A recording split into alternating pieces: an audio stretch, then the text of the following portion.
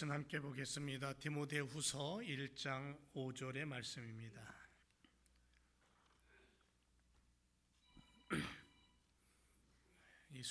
예수님 전화 왔습니다. 받으세요. 디모데후서 1장 5절 말씀 함께 읽습니다. 다 같이 시작. 이는 내 속에 거짓이 없는 믿음을 생각함이라. 이 믿음은 먼저 내 외조모 로이스와 내 어머니 유니게 속에 있더니 내 속에도 있는 줄을 확신하노라. 아멘. 할렐루야. 우리 옆에 분과 다시 한번 인사하죠. 반갑습니다. 주님의 이름으로 사랑합니다.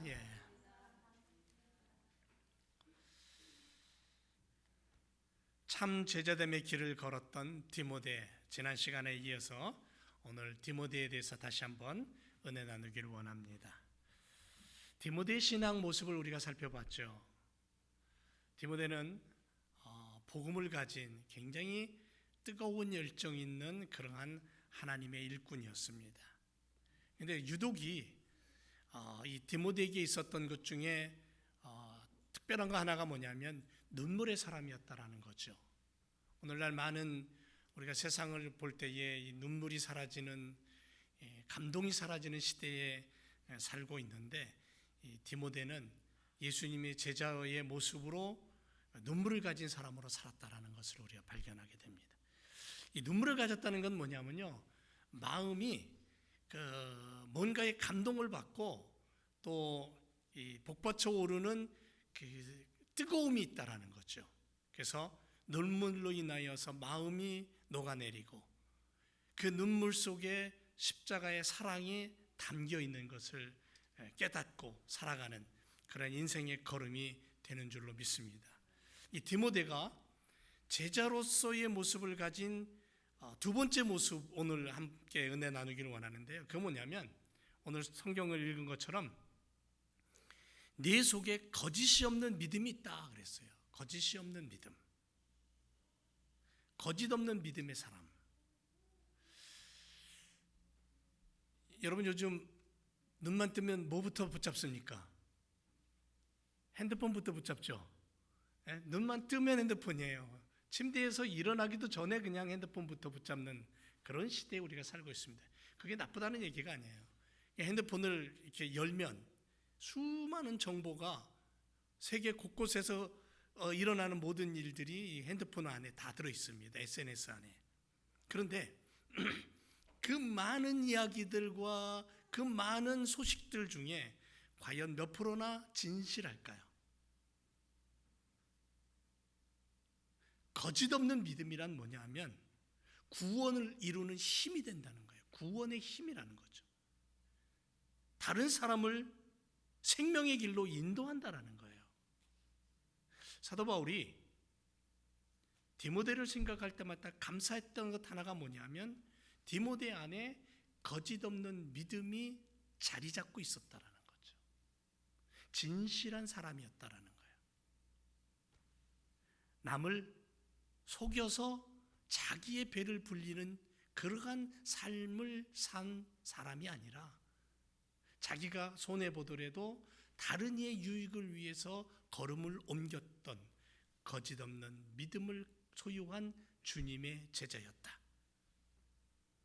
거짓 없는 믿음이란 우리가 좀 더 넓게 생각하면 예수 그리스도의 십자가의 죽음과 부활을 통해 구원받은 은혜가 있는 삶, 그리고 하나님의 자녀 되었기에 이 하나님의 자녀됨을 다른 누군가에게 외롭고 슬프고 상처받고 때로는 힘들게 살아가고 병들어서 아파하는 누군가에게, 내가 아닌 다른 누군가에게 손을 내밀어 그들에게 구원의 생명, 하나님의 은혜와 사랑을 나누어 줄 수 있는 정통신앙의 모습을 가지고 사는 것, 그것을 행하고 이루고 만지는 삶, 이것이 거짓 없는 믿음을 가진 주님의 제자됨의 모습이다라는 거죠. 그래서 이 거짓 없는 믿음은요, 이런 유익이 있어요. 나를 구원에 이르게 해요. 거짓없는 믿음이란 뭐냐면 내가 구원받은 것에 대한 감격을 가지고 살아요. 여러분, 우리가 어떻게 구원받았습니까? 구원이라는 것이 굉장히 중요하잖아요. 자, 수영을 못하는 내가 물에 빠졌습니다. 나이아가라 폭포를 구경하다가 그 어마어마한 폭포에 실수로 빠져버렸어요. 그래서 나는 헤엄을 못 칩니다. 허덕입니다. 그냥 막 순식간에 코로 입으로 물이 들어오고 이제 나는 죽었습니다. 힘도 빠졌습니다. 그때 어디선가 튜브 하나가 날아와서 나를 탁 걸쳐버리고 나를 끌어줍니다. 그리고는 극적으로 살아납니다. 이게 구원이죠. 죄 속에 빠졌어요. 아무리 허덕여도 헤어날 방법이 없어요. 이 땅에 사는, 이 지구촌에 사는 모든 숨을 쉬고 살아가는 인생들, 머리에 눈이 달리고 코가 달리고 입을 가지고 숨을 쉬고 손발이 있는 모든 인생들은 한 가지 벗어날 수 없는 게 뭐냐면 다 죄를 짓고 산다는 거죠. 크든 작든 다 죄인이에요. 근데 그 죄에서 건짐받는 놀라운 은혜가 뭐냐면 예수 그리스도 십자가밖에 없다는 거죠. 그 은혜. 그래서 나를 위로하시고 나에게 용기를 주시고 생명을 주시는 그 은혜. 거짓없는 믿음을 산다는 것은 그 구원의 은혜를 가지고 사는 거예요. 얼마나 놀라운지 모릅니다. 여러분, 이 땅을 살다가 한 100년, 요즘 100세 세대라 그래서 한 100년쯤 살다가 죽겠죠. 죽으면 그냥 뭐 흙 속에 묻혀서 썩으면 그만인가요? 그렇게 생각할 수도 있습니다. 왜냐하면 이 육신은 흙으로 왔기 때문에 흙으로 돌아가는 게 이치예요. 근데 우리의 영은 어디서 왔습니까? 하나님으로부터 왔거든요. 정말 생명은 하나님으로부터 왔어요. 그 생명은 본향으로 돌아가게 돼 있어요. 그리고 성경은 뭐까지 얘기하냐면 예수님 재림하실 때에 그 썩어서 흩어져 버린 육체의 흙이 다시 본래의 모습으로 찾아오는 거예요. 그리고는 생명이 불어넣어져서 하나님 나라의 백성으로 다시 부활하는 거예요. 이것이 우리에게 있어서 놀라운 은혜로 다가오는 거죠. 그러니까 영원한 생명이 보장되는 것이 구원이고 예수 그리스도 십자가고, 그것을 가지고 산다는 것은 거짓없는 믿음으로 살아갈 때에 우리 안에서 풍성해진다라는 거죠. 그런 유익이 있는 거예요. 또 하나는요, 거짓없는 믿음은 나만 아니라 그 믿음을 통해서, 내가 가진 그 믿음을 통해서 다른 누군가에게 만족과 유익과 그리고 기쁨을 던져줄 수 있는 거예요. 그래서 중요한 게 뭐냐면 그리스도인들이 살아갈 때에 그리스도인들의 삶이 누군가에겐 유익이 돼야 된다는 거죠. 누군가에게는 소망이 되고 기쁨을 던져줄 수 있는 삶을 살아가야 된다는 거예요. 나만 먹고 나만 잘 살고 나만 유익하면 되는 그런 세상을 만들려고 성경의 하나님이 얘기하는 게 아니라, 성경의 하나님은 네가 유익한 것처럼 너 옆에 있는 누군가도 유익되기를 원하는 삶을 살아가라. 이거 바로 참된 제자의 길이에요. 예수님이 그렇게 사셨잖아요. 예수님이 이 땅에 오셔서 그냥 혼자만 사셨습니까? 혼자만 즐겁고 혼자만 기쁘고 혼자만 하늘의 영광을 누리며 살았나요? 아니죠. 예수님이 이 땅에 오신 분명한 목적은 뭐냐 하면 당신이 목숨 버려 피 흘려 십자가에 죽으심으로 다른 인생들이 생명을 얻고 소망을 얻고 천국을 발견하고 기쁨으로 살아갈 수 있고 행복을 발견할 수 있도록 하셨다는 것이에요. 그래서 예수님은 살아생전에 죄인 중에 죄인까지도, 현장에서 죄를 짓고 끌려온 여인까지도 정죄하지 아니하시고 용서하시던 예수님의 마음을 우리가 오늘 기억해야 된다는 거죠. 거짓없는 믿음의 사람 디모데를 바라보면서 우리가 배우는 것은 뭐냐면 우리도 거짓없는 믿음으로 살아가야 되겠다. 그리할 때에 내 옆에 있는 누군가가 나로 하여금 유익함과 기쁨과 행복과 하나님의 나라를 발견하게 된다. 그리고 거짓 없는 믿음은요, 정말 좋은 선물이에요. 여러분, 선물 받으면 기뻐요? 아니면 슬퍼요? 슬픈 사람 거의 없을 겁니다. 선물 받으면 크든 작든 좋아요, 즐거워요, 기뻐요. 조상으로부터 이어져 내려온 유산이 바로 거짓 없는 믿음이에요.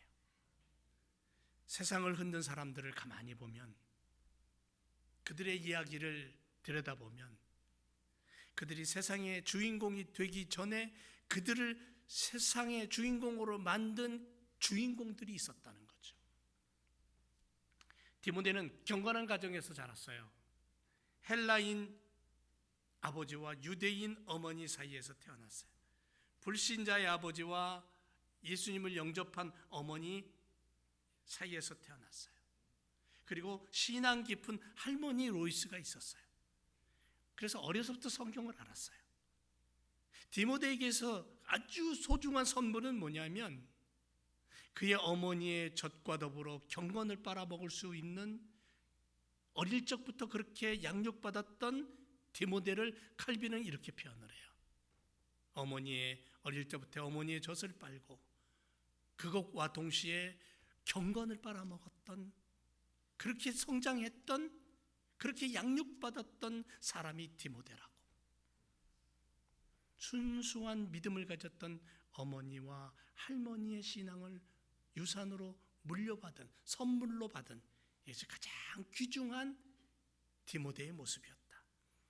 거짓 없는 믿음이 뭐냐면 바로 누군가의 아주 소중한 그 믿음과 그 은혜를 내가 물려받은 거예요. 그래서 나의 자녀를 위해, 내 손주들을 위해서, 또는 내 옆에 있는 아내와 남편과 그 누군가를 위해서 내가 정말 간절함으로 기도하고 격려하고 위로할 때에 그것이 그에게 전가되면 그가 바로 이 위대한 믿음의 유산을 가지고 자라나고 믿음을 키워간다는 거죠.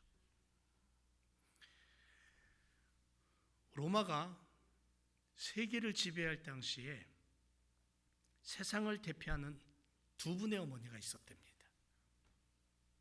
한 사람은 유명한 참회록을 후세에 남긴 어거스틴의 어머니 모니카예요. 그런데 또 한 사람은 네로 황제의 어머니 아그리피나랍니다. 두 사람을 비교해 보면 어떤 차이가 있냐면, 네로 황제의 어머니였던 아그리피나는 자신의 남편인 클라우디오 황제를 암살해 버립니다. 그리고 자신의 아들을 왕으로 올려놓습니다. 황제가 된 네로는 결국 나중에 어떻게 되냐면 어머니를 죽여버립니다. 그에 반하여 어거스틴은 내적인 갈등과 정신적인 고뇌 속에서 수많은 시간을 헤맵니다. 방탕합니다. 방종의 생활에 빠져 있습니다. 그럼에도 불구하고 그 아들을 위해서 끊임없이 눈물로 기도하며 간구하던 어머니 모니카, 결국은 그 아들이 돌아와서 성자가 되고 자매록을 남기고 위대한 어머니로 남게 됩니다.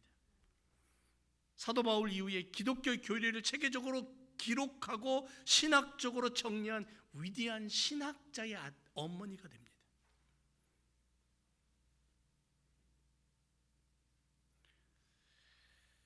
가슴을 찢는 눈물의 기도 뒤에 축복의 선물인 한 인물이 태어납니다. 그래서 위대한 인물의 배후에는 위대한 어머니와 아버지가 있다고 얘기하잖아요. 참 똑같은 여자였고 똑같은 어머니였는데 어떻게 이렇게 정반대의 모습으로 우리들에게 후대에 비춰주는지. 여러분, 세계적인 부흥사였던 무디 아시죠? 무디. 1837년에 매사추세츠 노스필드에서 태어납니다. 가난한 벽돌 공장의 아들이었어요. 공사장에서 아버지가 일찍 세상을 떠납니다. 호르몬이 밑에서 겨우 초등학교도 제대로 마치지 못한 그러한 어린 시절. 그런데 신앙이 깊었던 어머니는 무디에게 늘 하나님 일보다 세상 일을 앞세우지 않도록 가르쳤다고 합니다. 17살에 보스턴의 구두 가게를 운영하는 외삼촌 세무엘의 가게에서 허드렛 일을 하며 구두 고치는 일을 배우던 그가 주일학교 선생님이었던 캠볼이라는 선생님을 만나면서 신앙의 눈을 뜨고 성령을 받아요. 그래서 그 선생님과 함께 기도할 때에 성령의 불을 받아서 얼마나 뜨거웠던지 이런 일화가 있습니다. 기도하다 말고 바깥으로 뛰어나가서 하나님 그만 그런 일화가 있습니다. 그 정도로 성령의 불을 받고 그가 미국과 영국을 다니면서 어마어마한 부흥을 일으킵니다. 그리고 무디로 말미암아 최초의 헌신된 젊은 대학생들이 한국으로 선교사로 파송하는데 그게 바로 한국 최초의 선교사인 사람들이 되고 말아요. 한국 땅에 복음의 문을 여는 그러한 일을 하게 되는 거죠. 그리고 하나님 품에 안길 때까지 이 무디라는 분은 100만 명 이상을 전도했다고 합니다. 이런 사람을 만들어낸 배우의 어린 시절에 누가 있었냐면 어머니가 있었다는 거죠. 어머니. 여러분 성경의 모세의 어머니 요게벳 기억하시잖아요. 모세라는 인물을 논할 때에 빼놓을 수 없는 이름이 뭐냐면 요게벳이에요. 불멸의 유산을 남겨줬던, 믿음의 유산을 남겨줬던, 거짓없는 신앙을 물려줬던, 오늘날 가정을 지탱하는 힘이 어머니의 기도와 믿음이라면 심한 말일까요? 지나친 말은 아닐 겁니다. 아버지의 기둥 같은 든든함이 가정의 힘이다? 분명히 우리는 그렇게 인정할 수밖에 없을 겁니다. 자녀들을 위해 교회에 뛰어노는 다음 세대의 우리의 어린아이들을 위해 틈만 나면 기도하는 교회의 어머니 아버지들, 부모님들의 믿음과 사랑을 심는 그러한 믿음을 유산으로 물려줄 수 있는 그러한 신앙의 부모가 되어야 될 줄로 믿습니다. 이게 선물이라는 거예요. 거짓없는 믿음을 물려받은 자녀들이 이 땅을 살아갈 때 가장 큰 선물은 돈과 명예와 부귀 영화가 아니라 믿음, 거짓없는 믿음을 물려받은 이것이 바로 선물, 가장 귀한 선물이라는 거죠. 그래서 디모데에게는 로이스와 유니게라는 정말 놀라운 선물이 있었다는 거죠. 우리 제일교회가 가정마다 또 교회 안에서 거짓없는 믿음과 순수하고 깨끗한 신앙을 물려줄 수 있는 그러한 교회로 하나님이 쓰시는 그러한 위대한 복음의 기지로 우리 아이들이 마음껏 뛰어놀 수 있는 은혜의 장소로 그렇게 만들어가기를 주님의 이름으로 부탁을 드립니다. 다음 세대가 진실하게 물려받을 수 있는 정말 신앙의 유산, 거짓없는 믿음을 담을 수 있는 그런 장소로 만들어야 되겠죠. 세 번째는 디모데는 변함없는 사람이었다라는 거죠. 여러분 시대가 아무리 바뀌어도 변하지 않았으면 좋겠습니다. 복음의 길에 들어선 이후에 디모데는 바울과 동역하면서 하나님 나라를 전했어요. 교회를 세웠어요. 전도했어요. 심지어는 바울이 감옥에 갇혔을 때 같이 들어갔어요. 안 들어가도 되는데 같이 들어갔어요. 오늘날 사탄은 끊임없이 우리를 향해서 공격합니다. 우리가 가진 믿음의 뿌리를 통째로 뽑아버리려고 수없이 우리를 유혹합니다. 썩어질 것들을 가지고 영원한 것처럼 우리가 그렇게 느끼도록 만들어버려요.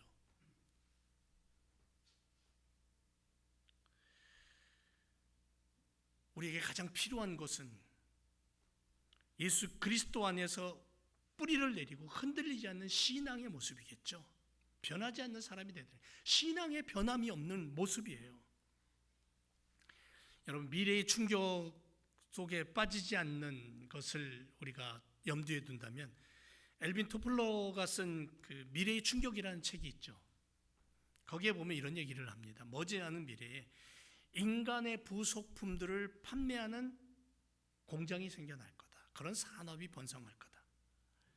플라스틱이나 강철로 인공 위, 눈, 심장 등을 만드는 공장을 세우고 인간을 복제하고 만들어내는 공장도 등장할지 모르겠다. 실제로 오늘날 AI, 인공지능 시장이요, 급속도로 성장하고 있습니다. 정말 두려울 정도로 변화를 이루고 있어요. 여러분 가진 핸드폰에서 구글 제미나이나 또는 챗GPT를 켜서 물어보면요, 정말 기가 막히게 가르쳐 줍니다. 앞으로의 미래는 한 남자와 한 여자가 사랑해서 가정을 이루고 아이를 낳는 순리를 벗어나서 어쩌면 인공적으로 자녀를 만들고 부모가 원하는 조건에 맞춰서 선택된 아이가 만들어지는 시대가 될지도 모르겠습니다. 로봇이 우리의 가정에 들어와서 우리의 허드렛 일을 도와주는 시대가 이미 시작이 되었습니다.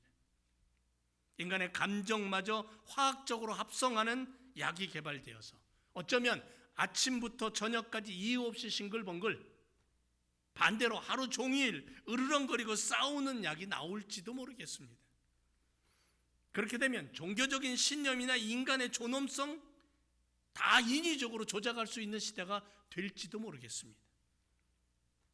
인간 로봇을 만들어서 인간을 완벽하게 카피하여 인간과 함께 살아가는 그런 시대.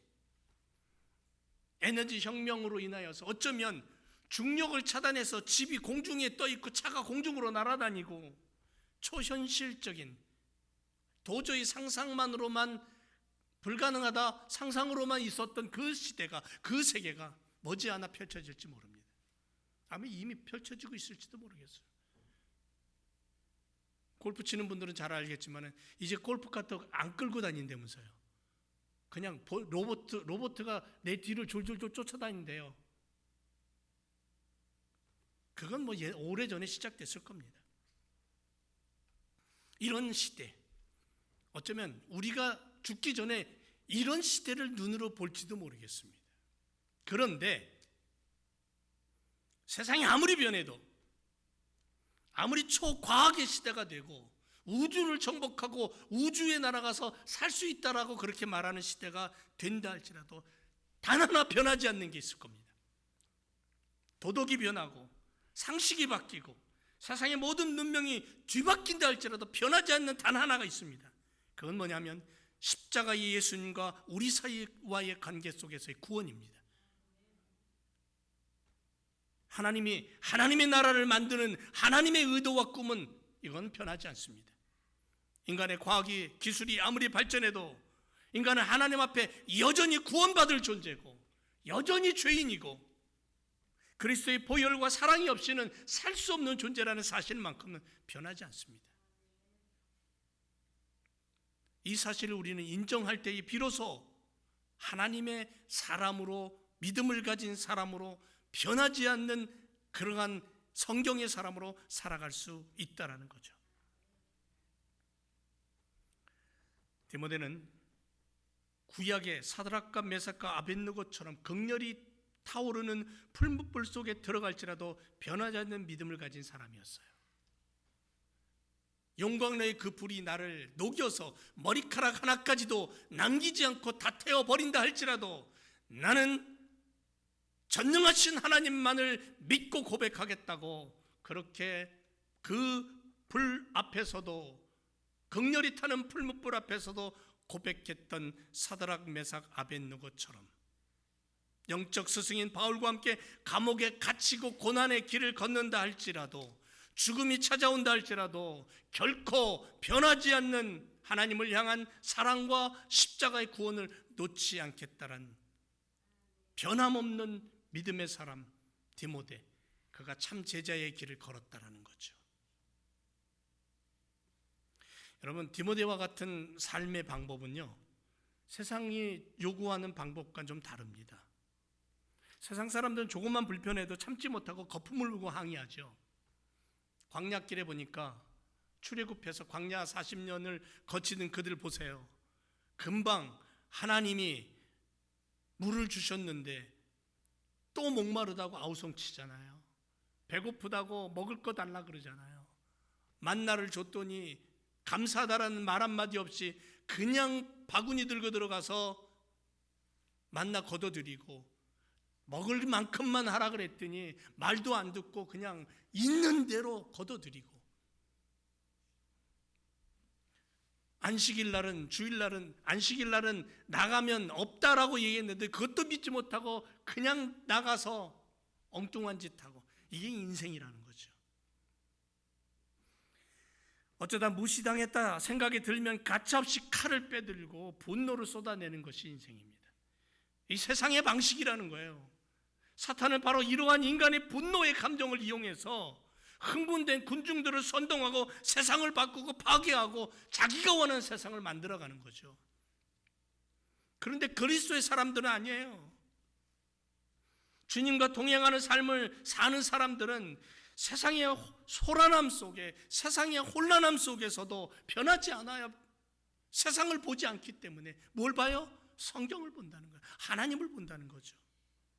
오히려 세상이 분노로 떠들썩할 때 하나님의 사람들은 세상의 아픔과 상처를 가슴에 안고 골방에 들어가서 기도해요. 빤히 눈앞에 고통이 기다리고 있는데도 불구하고 묵묵히 그 길을 가요. 예수님 안 믿는다고 한마디만 하면 살려주겠다는데도 예수님 믿겠다고 고백하고 맨발로 몰판 위를 걸어가고 불 위를 걸어가고 십자가에 매달려서 화형을 당하고, 변함없는 믿음이 우리에게 필요한 이유는 뭐냐면 하나님이 우리를 향하여 변함없는 믿음으로 우리를 붙잡고 계시기 때문에 그래요. 세상이 아무리 변해도 교회는 변하지 말아야 돼요. 세상이 아무리 변해도 내 안에 하나님의 말씀은 변하지 않아야 된다는 거죠. 베드로의 고백처럼 주는 그리스도시요 살아계신 하나님의 아들이라는 이 분명한 고백을 가진 믿음은 변함이 없어야 된다는 거죠. 사랑하는 지역 교성들 여러분, 우리의 걸음걸음을 주님이 함께 하십니다. 주님 없는 삶, 주님 없는 시간, 세상 속에 묻혀 사는 저들과 다르지 않다라는 거죠. 그러므로 우리 안에 주님을 향한 눈물이 있고 그 눈물이 내 아내와 내 남편과 내 자녀들과 나의 이웃을 향하여 그 눈물이 흘러가기를 원하고, 그렇게 말씀을 붙잡고 사는 그리스도인의 삶은 거짓없는 순수한 믿음의 삶이요 변함없는 믿음의 삶으로 주님이 우리를 보실 때에 기뻐 춤추시는 믿음의 인생길 되어야 될 줄로 믿습니다. 세상에 감당하지 못하는 믿음의 사람은 결국 제자의 참된 길을 걷는 사람이고, 그 제자의 참된 길을 걸었던 디모데처럼 감동을 주는 믿음의 사람, 거짓없는 순수한 사람, 그리고 변하지 않는 믿음의 길을 걸어가는 그러한 인생의 걸음, 믿음 되어야 될 줄로 믿습니다. 기도하겠습니다.